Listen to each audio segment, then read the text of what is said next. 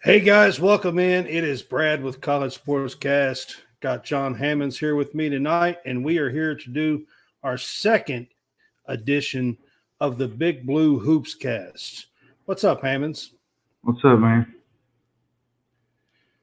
So, got quite a bit of stuff that I got to do over the last 10 days or so, and I've been extremely busy until a couple of days ago, and we really haven't had time. But on October the 8th was Kentucky Media Day. And I got to attend Kentucky Media Day. It was for both the women's and the men's basketball team. It was a really cool event. It was held at Memorial Coliseum in the new press conference room and stuff at Memorial Coliseum. I walked in, John, and Mark Pope was when I got there, he had just started, and the room was packed to the gills. I mean, media, it was packed to the gills. I got to step in the back of the room. There was cameras everywhere. It was kind of crazy. There's no telling how many people was in that room.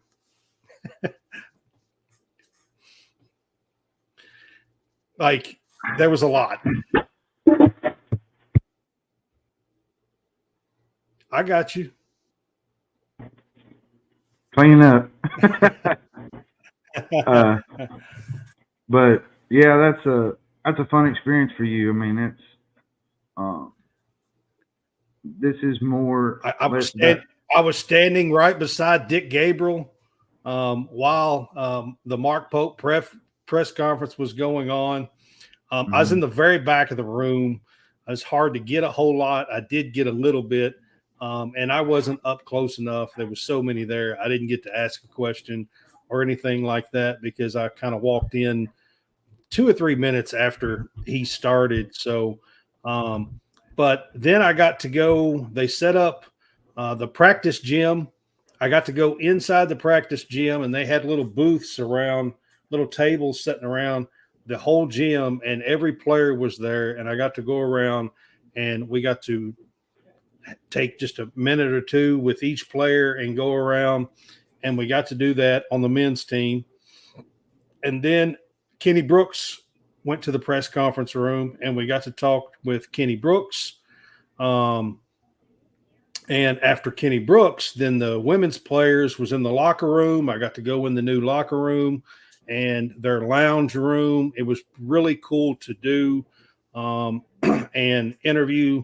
I didn't get to interview all of the girls players because the girls had a practice, and we got about 20 minutes with the girls players. And then John, after that, I got to sit and watch an hour's worth of the girls practice.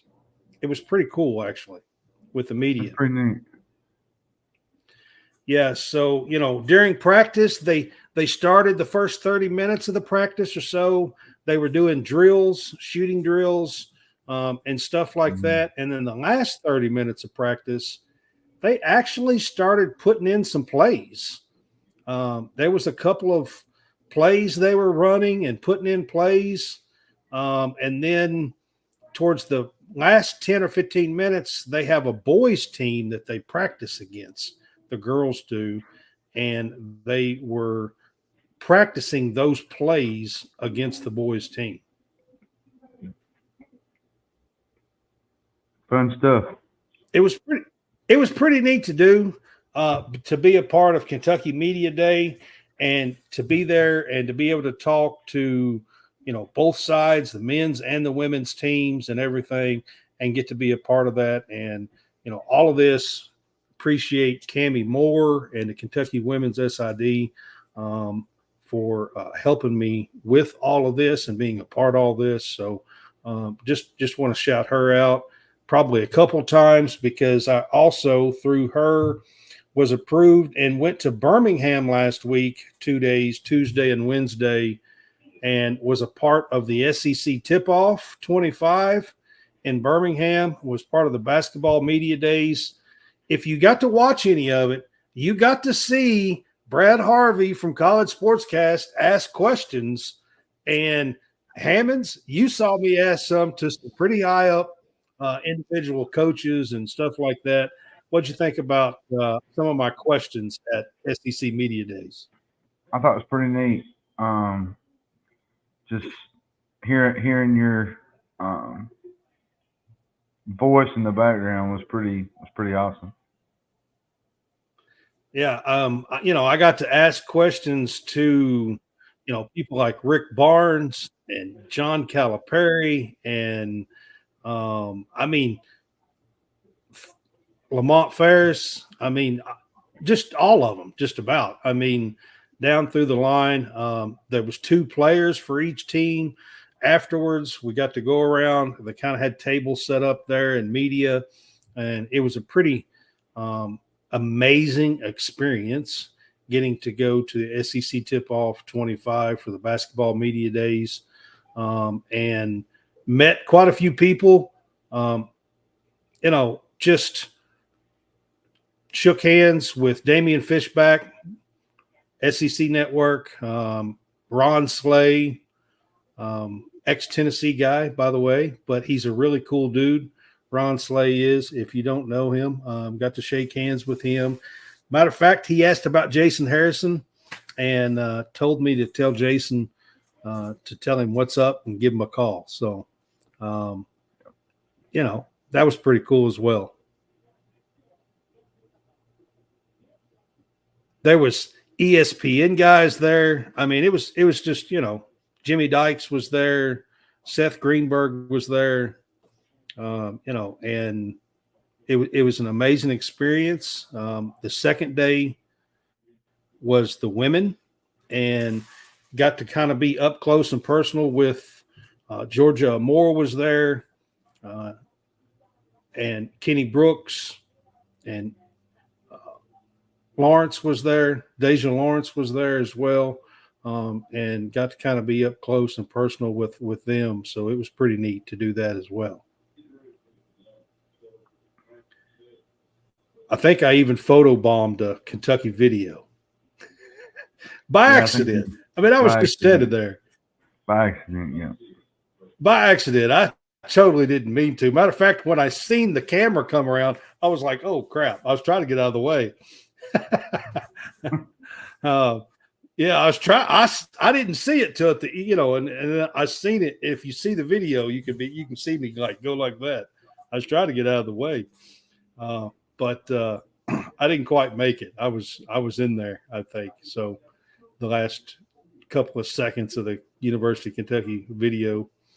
But had a great time and a great experience getting to meet people and talk to everybody. And with that, part of these media days, I am going to show you guys a clip here of Coach Kenny Brooks talking about Georgia A. Moore. And so there's been a lot of comparison. I've gone back and watched film of previous really good teams. And the only thing I do know is I know that the little monster we have at the point guard position is really good. And when you have like football, if you have a good quarterback, you got a chance. And we've got a really good point guard, we have a chance. Everyone else is just young. Young in their experiences, young with their new positions, young with their new expectations. We have a young lady, Clara Strack, who I don't know if anybody saw her last year. She was pretty much a backup to an All-American last year, and she didn't get a whole lot of time. But then when Liz Kelly went down, she stepped up, and I think she averaged 18-10 in the NCAA tournament. And I think she's continued on that stretch. And so she provides that. I just have to see it, consistently. And so that's just the understatement. You just don't know how good you're going to be because you're going against each other.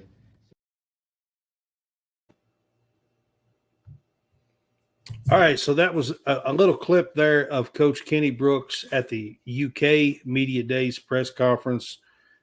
He calls Georgia A. Moore his little monster, and he likes to call her basically his QB1. That's what he likes to call her, his QB1.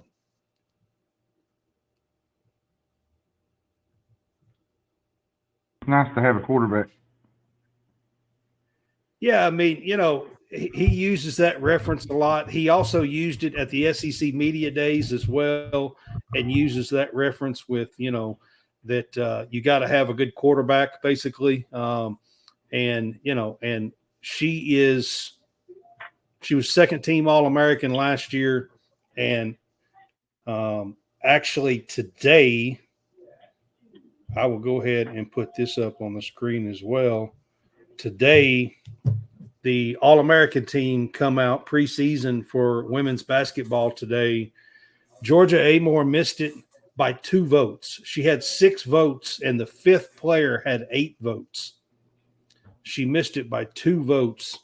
There was one player that had 7 in front of her. She was 7th out of the 5 to make the first team All-American team preseason.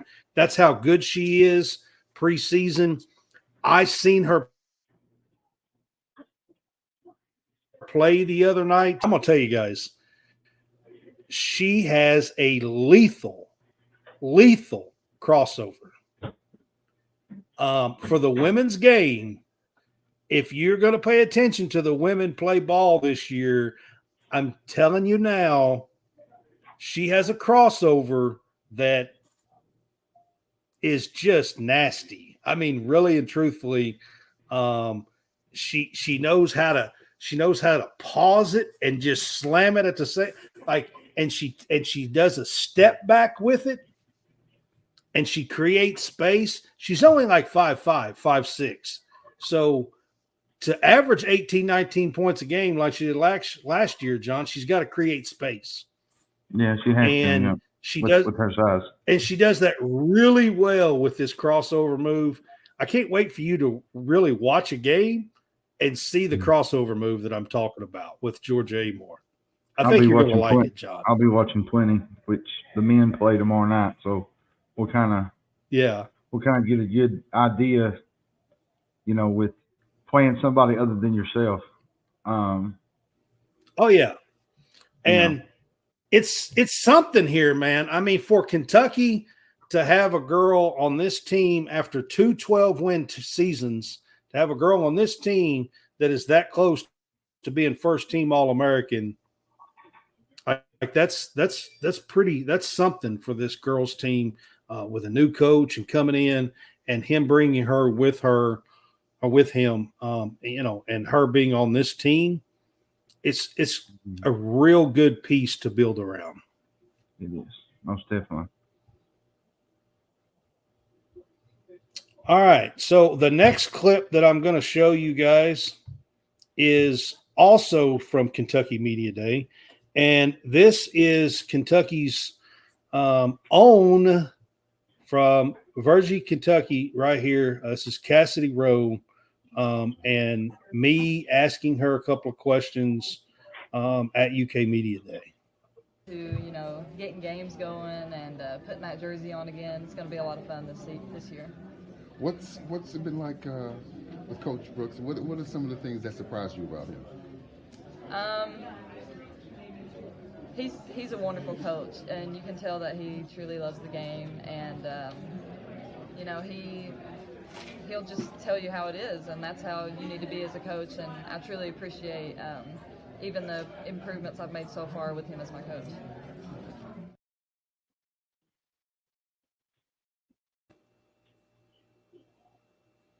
All right, that was Cassidy Rowe. That was part of that clip. That didn't even look like that was all of that clip, but that was part of it that downloaded anyway. But Cassidy is from Eastern Kentucky, John, and I know she means something to the Eastern Kentucky crew out there, actually to the whole state, but probably something a little bit special to the Eastern Kentucky people.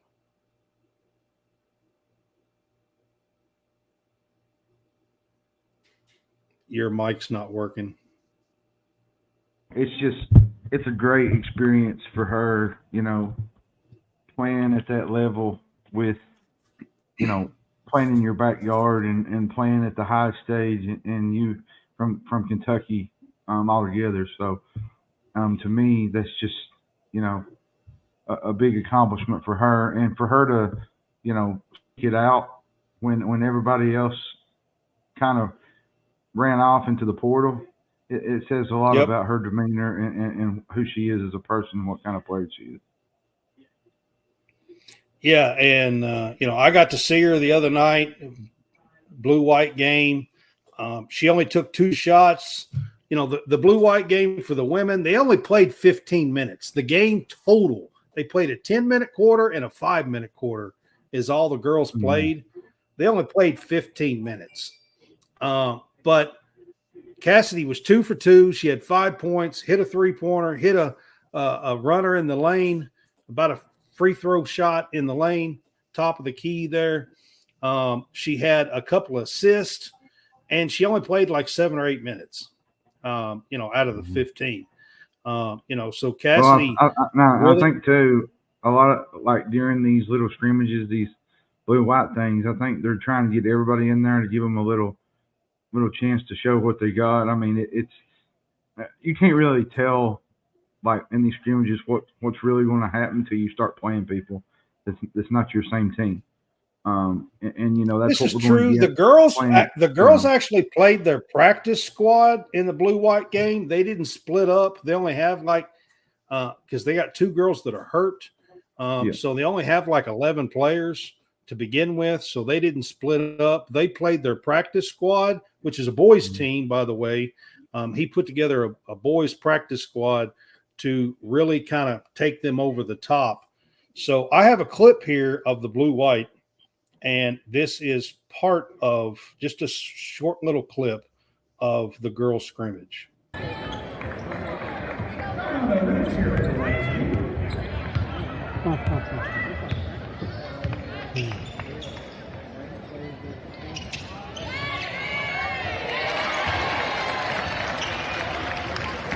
Yeah, key for 2.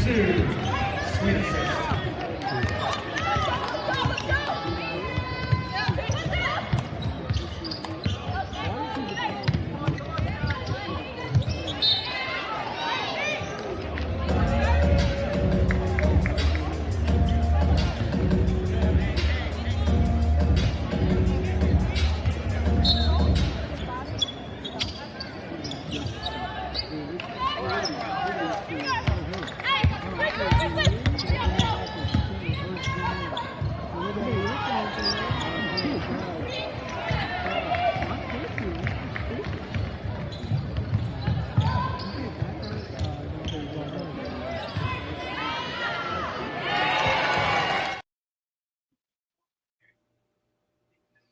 All right, guys. So we're gonna talk about this clip for a little bit. So it starts out with Georgia Amore bringing the ball down the floor, and they get it to the wing and feed the post to Tayani Key at the beginning of the clip, and you see a post move from her to the basket and making a layup, and that's how the clip starts. And then they go down the floor. The boys get it tipped, and then Tayani Key gets a rebound, and she's 6'4", guys, by the way. Tayani Key is, and she brings the ball up the floor on the rebound. And then they get it over to Georgia. Georgia passes to the wing, and they feed the post to Clara Strack, who is 6'5". And she does like a little reverse spin around the basket. I mean, and she does a nice little reverse spin around the other side of the basket and lays it in. And I thought that was a good clip because this team, John, is going to feed the post. They have really good size. Kenny Brooks for the girls is known for, feeding the post, using the post, but he's also going to use his guards too. And there's going to be that other part of the aspect that, like you said, with Georgia Moore and Deja Lawrence. Like Deja Lawrence, she come from UAB, right? I think it was UAB. Was it UAB? No, no, it wasn't UAB. It was Charlotte, I believe. Charlotte, and it was Charlotte. And last year she had one of her best years she's had in quite a while, and she can shoot, and Key can do a little bit of everything, and Clara Stack. This team is going to just be. I'm telling you, they might be ranked 23rd, 24th, 22nd, something like that. But Yeah. I wouldn't be shocked if later in the year they're down into the top 15 before January. I think they could reach I'm not saying top 15 no, or I'm not maybe saying even they're going to be top 10, Final Four. top 10. I mean, could. They got to win games to do that.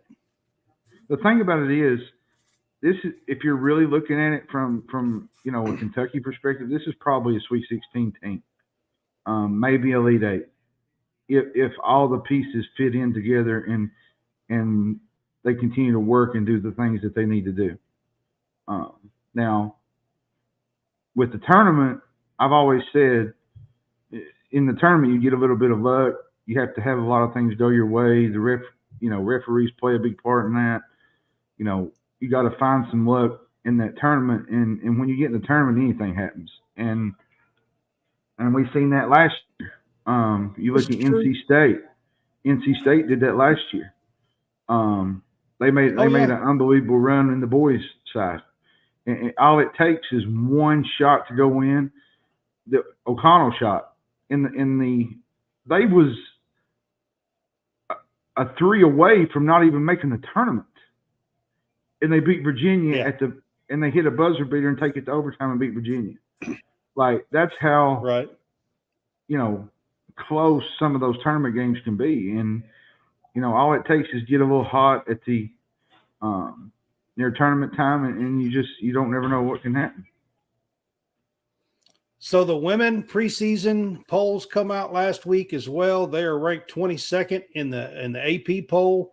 And the SEC media last week in Birmingham picked the girls to be 8th in the SEC. I have seen them in other predictions being 6th in the SEC. There are 4 teams in the SEC that are really, really, really good. Okay, you got South Carolina, Texas. Well, and then you got LSU. Oklahoma's going to be pretty improved. And Oklahoma. That's the 4. There are 4 teams that are really, really good. Well, and then you got a team like Vanderbilt that improved last year. They're going to be good. Alabama's got a good team, a good guard. On the girls' side. Even Georgia will be better. Georgia will be better this year.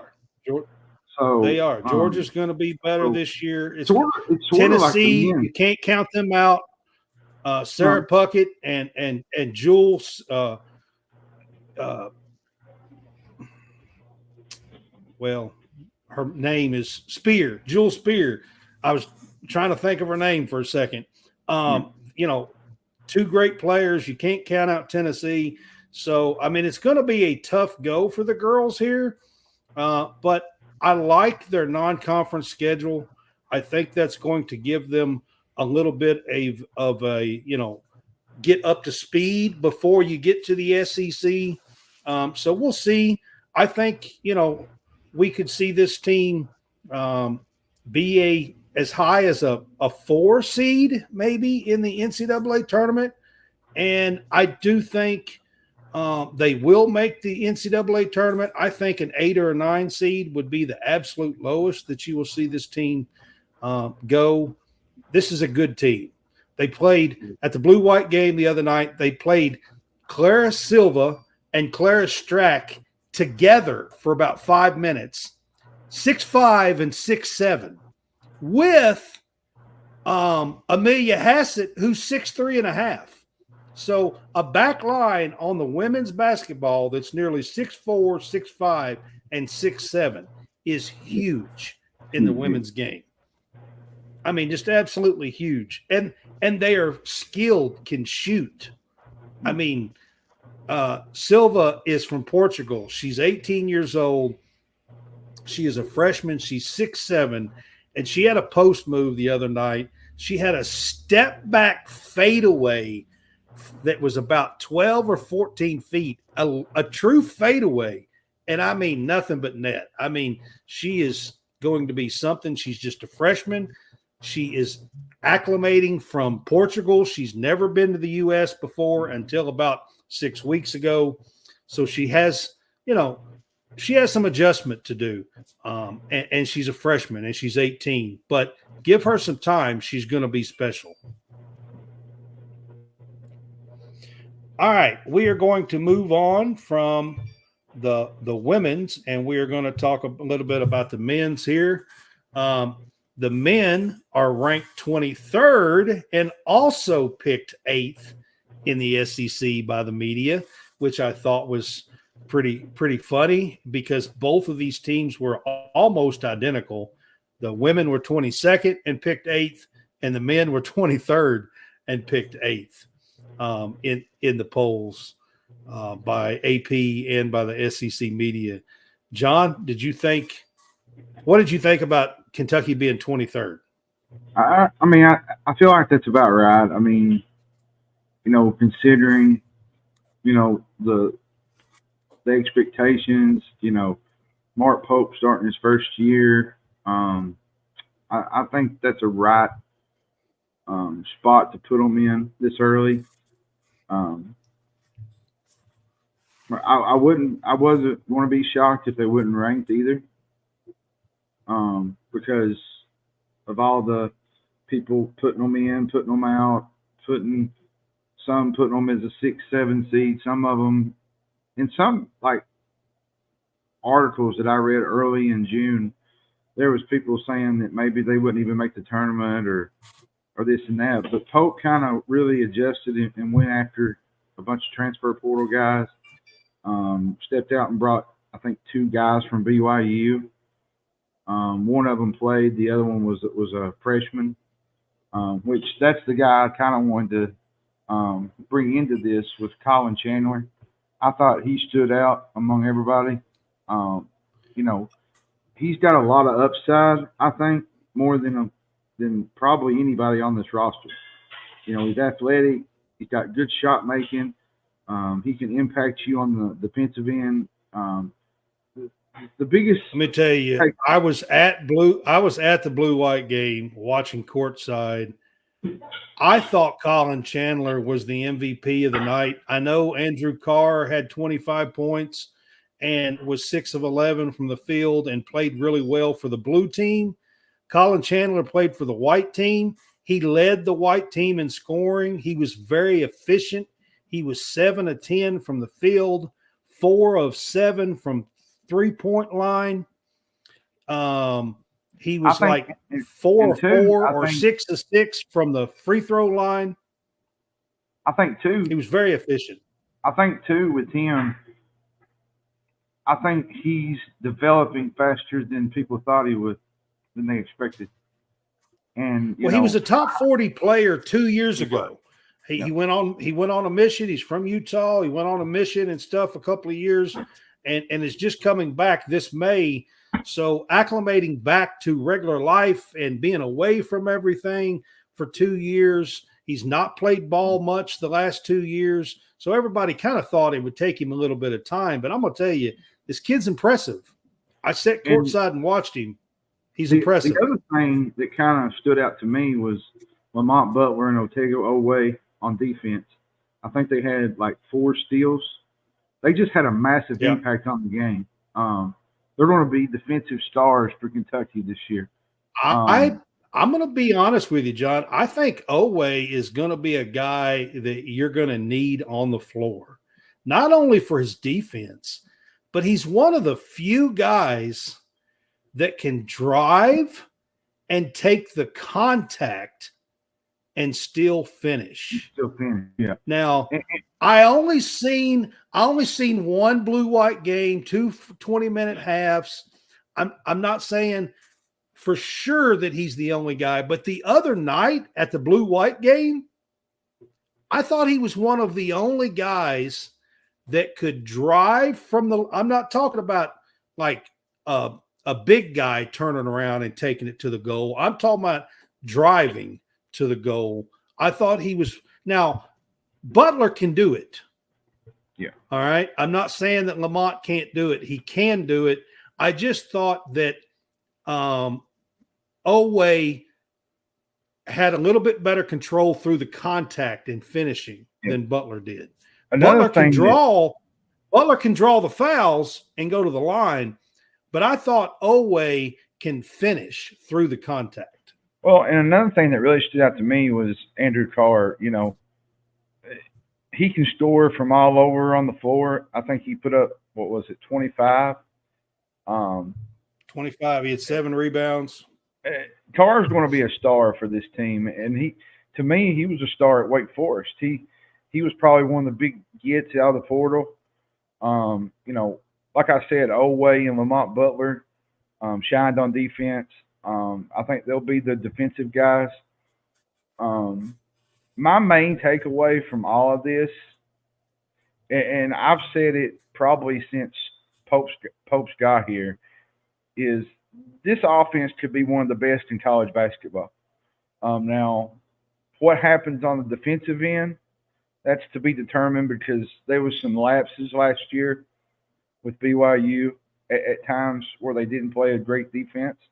But I think he's added. But I will say he went out and got some defensive players of the years in other conferences. He did. I mean, He did. Amari Williams is one of them. Lamont Butler is one of them. And you cannot talk about defense without talking about Owe. Owe plays some really good, tough defense. The ball movement was absolutely beautiful. And it led to a lot of open shots. Pope said it. I think it was early in the month. I guess it was early in the month. He said he would like to put up 32 shots a game, 35 3-pointers a game. Something of that. That's their goal. That's their goal. I don't remember a Cal team ever shooting that many. Now, to be fair, last year, after the blue-white game, Pope was asked at the press conference about who had a green light, and Pope was very blunt. He said everybody has a green light to shoot on this team. Everybody. And to be fair, though, last year you had Reed Shepherd and you had Rob Dillingham, and sometimes you had Antonio Reeves. But they was never – I wouldn't say they was never consistent, I don't think. I thought Shepherd was consistent a lot. I thought Reeves was pretty consistent. Dillingham sometimes would get a little lackadaisical. Dillingham lose the ball. Dillingham could have some off nights. He would get to where he would try to do too much. But when he was on, he was sweet. When he was on, he could light her up now. I mean, he was sweet. Now, I mean, the Kansas game proves that. He had a heat check about 3 or 4 times that he was just lighting the scoreboard up. So I really like Dillingham. I won't never say nothing bad. He was a little up and down, but consistent wise, I would think it would be Reeves and Shepherd that was truly consistent last year. The greatest thing about this team, I've said it all summer, is the fact that a lot of these guys have played under the bright lights of March Madness. There's experience, and I think it's going to give this team a boost when March comes around. It would be really special if Mark Pope in Kentucky were able to make a deep run this year. His roster, to me, is more than capable of doing that. But it's all about putting it together. And there's going to be struggles. I told somebody today, there's going to be struggles at times. There's going to be games where they're not going to shoot really well. They're going to have defensive games where they don't play well. But I like this team when they get in a crucial moment compared to the other teams that we've had. And they've been there before, and they know how to finish.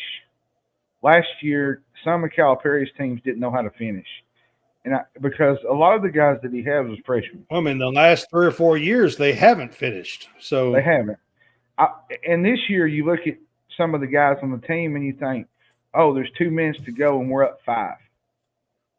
And we got experience now, and we can finish these games off.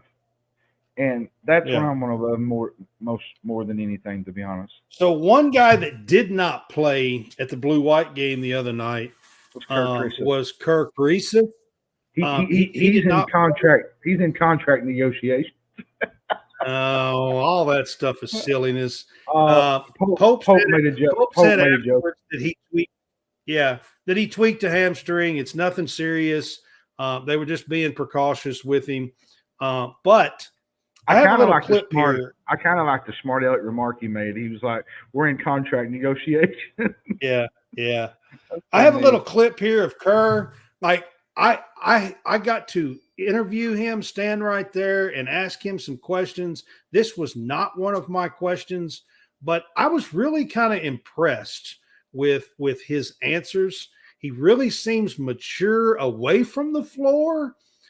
He can get a little emotional on the floor. I think Kentucky fans are actually going to like that. But like here is a clip. Yeah, here is a clip of Kerr Kriisa. No different.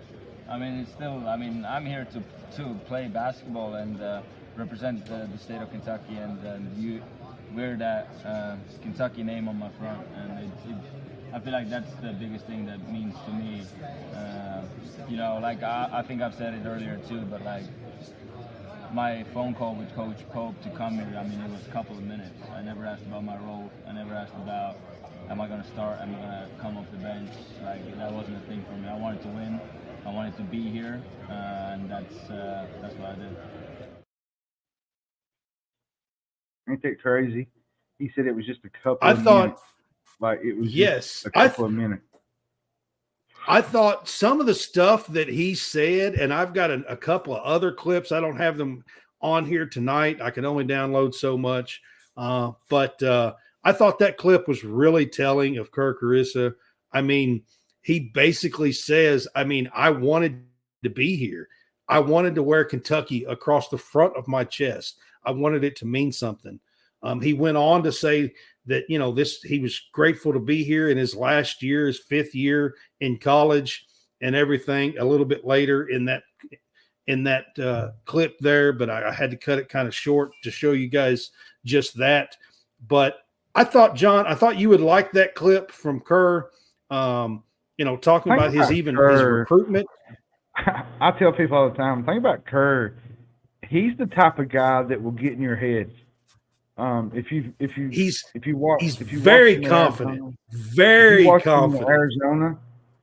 I watched him a lot when he was at Arizona, which I didn't get to watch as much with West Virginia. But when he was playing with Arizona, there was games where people would get agitated at him during the game, like the opponents would get frustrated, and he would kind of do his little dig and aggravate and whatnot. But I think Kentucky's gonna like this kid. I do too. I think the kid's special, to be honest.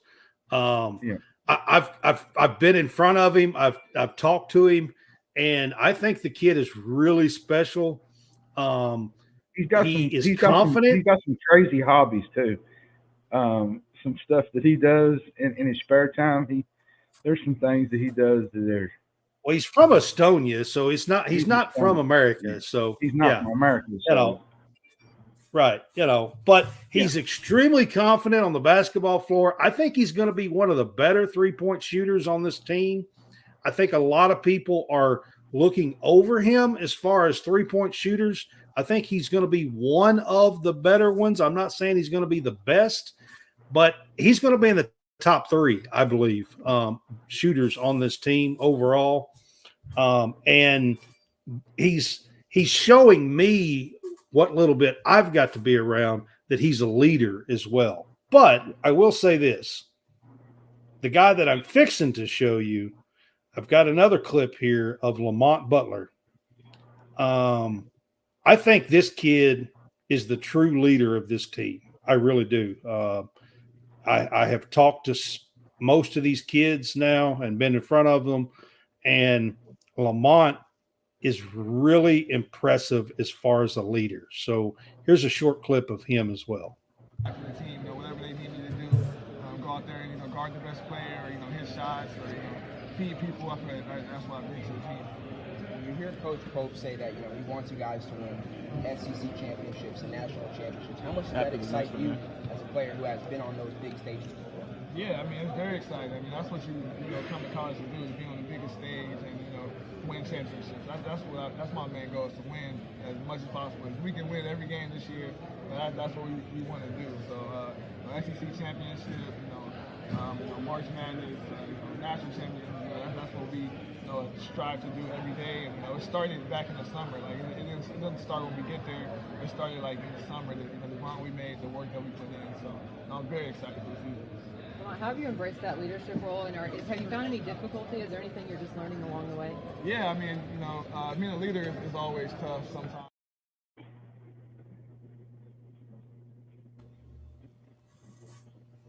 All right, so that was Lamont Butler talking about winning SEC championships. Imagine that.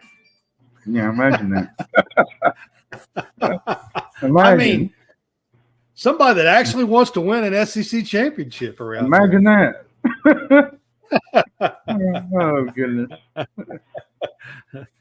I know what you meant by that. I thought that was I know where you're going with that.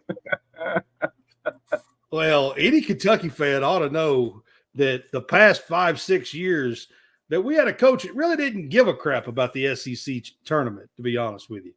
People don't realize. And the SEC and the thing of it is he never saw that towards the end, the last 4 or 5 years, when he really quit giving a crap about the SEC tournament, our team suffered in runs in the NCAA tournament. They just wasn't prepared and they wasn't ready. Well, and when we were going to Nashville or wherever to the SEC tournament and winning SEC tournaments and winning games down there and preparing ourselves, we were playing ball in the NCAA tournament. Well, it's pretty simple. Thing, yes, the fans show out too, and they just don't go down there to waste their money. They go down there to watch Kentucky play. No, and right, absolutely. That's Atlanta or Nashville or wherever it is. That's a vacation for a lot of retired folks and people that like to go and enjoy themselves. And that's sort of like a slap in the face, really, to say that it don't really matter, because there's a lot of teams that actually do care about. Tennessee's won it. I think Texas A&M won it one year. If I'm not mistaken, I think they won it a couple of years ago or something. Maybe was it last year? Maybe it might have been the year before last, but no, last year I think it was last year, I believe. Last year was Bama, wasn't it? Last year was Bama. Didn't Bama go through there last year? Yeah, Bama went through it roughshod. Speaking of Bama, before we kind of cut out, was you not wanting to do your top teams in the SEC? Was you wanting to do the your prediction, your top 12 or top 16? You told me. Or was you just wanting to just try to talk Kentucky? Because I always want to predict. Yeah. No, we'll do that later. Yeah. Okay. But so these two guys right here in these two clips, John, can you see the confidence and the leadership and what they're here and what they're here to do? Like both of them talk about winning. I mean, and being here to win. That's like Lamont Butler. He's been to the tournament. He's been to the Final Four. He's been to the national final game. So there's a lot of experience there, and even Ainsley Almanor. He played for Fairleigh Dickinson. He beat Purdue the year that they was ranked number 1. So the big guy, Zach Edey. Yeah. He can shoot. They were the number 1 overall seed. So Edey, yeah. So basketball season's in full effect. We got a game tomorrow night. I'm not really sure what to expect. I just know that it's going to be fun to watch a team play that like I said, it's not your team, and it's not the same people that you're playing over and over and over. It's going to be somebody new. Yeah. And so I showed a clip of the women's scrimmage the other night in the blue-white game. So I'm going to show a clip here of the men's in the blue-white game. So here we go. And we can talk about this for a second.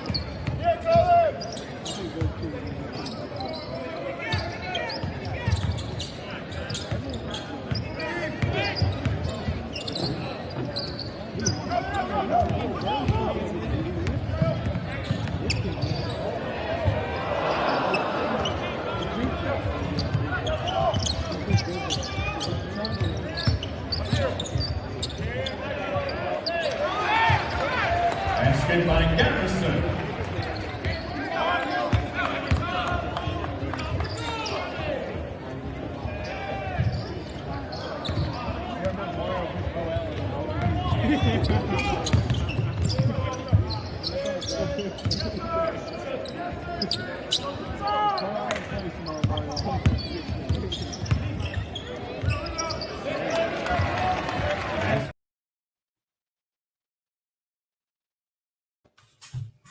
All right, so that was be, Kobe Bria at the end that had the bank shot.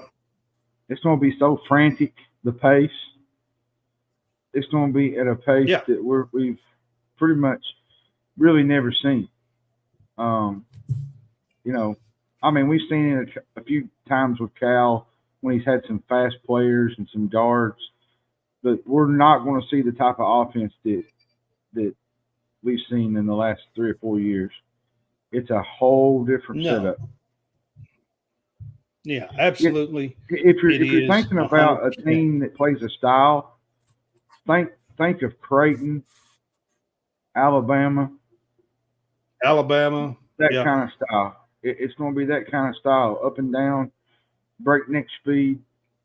28 to 32 3-pointers a game. I mean, and there's going to be times where you're not going to hit all of them. You're going to have to hit some shots to win.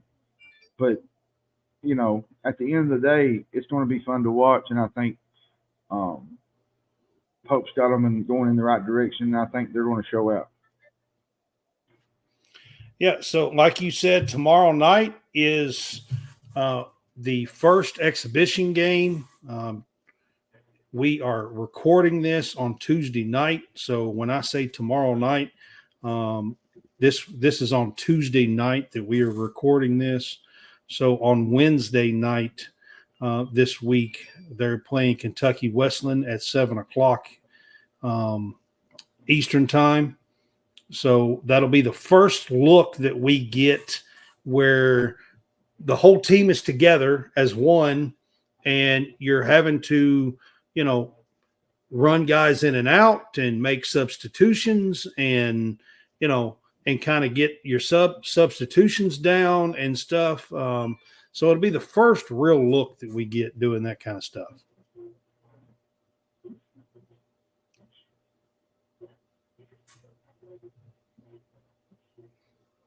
John, who do you think is going to be the leading scorer on this team? Probably Andrew Kerr. Think it'll be Kerr? I think he will be early. Then I think as time goes, I think it could be a mixture of anybody. You know, Chandler could be in that mix. Yeah. I wouldn't be shocked if Butler has a really good year offensively. He's due for a good offensive season. He didn't. Bria Jackson Robinson's going to be up in there as a leading scorer. It might vary. I think Jackson Robinson has a shot. There's going to be a different guy step up every night. That's what I'm going to like about it. There's going to be a different person play their game every night, and they're not all going to play good at the same time. Somebody's going to play bad. Somebody's going to struggle. But that's when, you know, where you got experience, a leader steps up, like you said, with Kriisa and Lamont Butler. Somebody's going to have to step up and take a role and be like, you know I think Kriisa is going to be a lot better scorer on this team than people give him credit for. He has a green light too. When he wants to shoot it, he fires. So 100%. And then on the women's side, as far as leading scorer, I think it's going to be Georgia Amore. But I'm going to tell you, these post players, they're going to get their points. I think you're going to see about 3 post players on this women's team average anywhere from 8 to 12 points a game, at least. And Clara Strack, depending on her minutes, I mean, she could average 13, 14, 15 points a game. I think she's that good. She has great post moves, and so does Silva. So we'll see. I think the post players are going to be key. And then you got to have, on the women's side, you got to have Lexi Blue or Sanaya Tyler or Cassidy Rowe or Georgia Amore or Deja Lawrence. You got to have some outside shooting in there to kind of open things up down low. Yeah. So, all right, guys, that is going to be our show for the Big Blue HoopsCast here. And we're going to wrap this up, but I appreciate you guys being with us. This is taped, recorded, and this will be played at a later date. But we appreciate you being with us, and I hope you enjoyed College SportsCast, the Big Blue HoopsCast. Y'all have a good night. Have a good one.